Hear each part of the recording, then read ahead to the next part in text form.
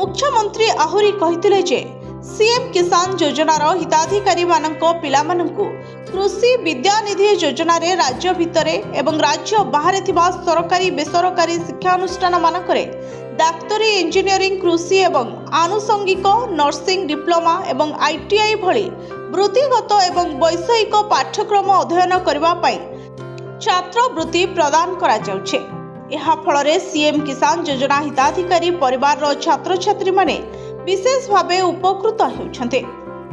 2024-25 शिक्षा वर्ष रे 13,923 जन छात्र छात्री कृषि विद्यानिधि योजना अधीन रे 53.67 कोटी टंकार छात्रवृत्ति सहायता पाइछन्ते, जहा पूर्व वर्ष तुलन में 5 गुण अधिक थिला। चलित 2025-26 शिक्षा वर्ष पई कृषि विद्यानिधि योजना रे आज सुधा 68,915 छात्र छात्री एही छात्रवृत्ति पई आवेदन करिसते।